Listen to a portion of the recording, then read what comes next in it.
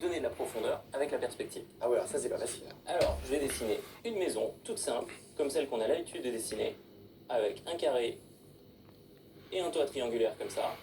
Je vais faire des fenêtres, hop, et une porte. Alors cette maison, elle est un petit peu plate pour le moment.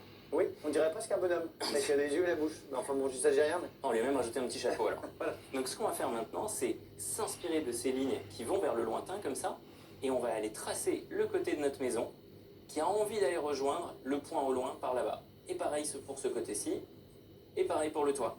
Et là, on a donné, comme ça, de la profondeur à notre maison. Et oui, alors évidemment, c'est pareil, quand on fait ce qui sera bien au crayon, c'est de pouvoir effacer ça. Exactement, moi, avec Là, le on gros a feu. un peu débordé. Exactement. Un peu débordé. Bon, pour donner encore un peu plus d'ambiance, ce qu'on va faire, c'est qu'on va mettre un soleil et on va faire quelques ombres. Alors comme maintenant tu es un pro des ombres, je te laisse faire. Moi je les fais rapidement. Alors quelques ombres sur le côté de la maison, là où le soleil n'est pas, et sur le côté de nos arbres. Hop. Et tout de suite, on a une super ambiance dans notre paysage, on sent la lumière. Ça marche? Bah, c'est fou.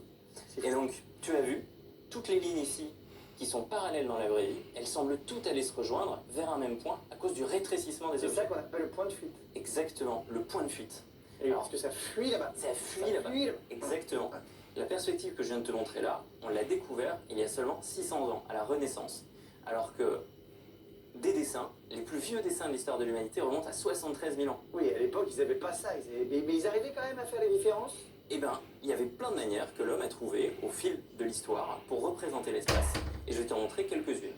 Par exemple, au Moyen-Âge, tu vas voir sur cette peinture, on utilisait une autre forme de perspective qu'on appelle la perspective symbolique, et dans cette perspective-là, les objets étaient plus ou moins grands selon l'importance qu'ils avaient dans l'histoire. Oui, c'est l'inverse de ce qu'on a vu parce que là, c'est bizarre. Ceux qui sont au fond, ils sont plus grands que ceux qui sont près. Et ben, par exemple, au fond, c'est sûrement un seigneur qui était très important, et les Ah oui. seigneurs sont toujours plus grands que leurs sujets qui sont plus petits. Oui, alors que non, tout le monde est égaux. Au Moyen-Âge, Tout le monde est égaux, bien voilà, sûr, les bien choses sûr.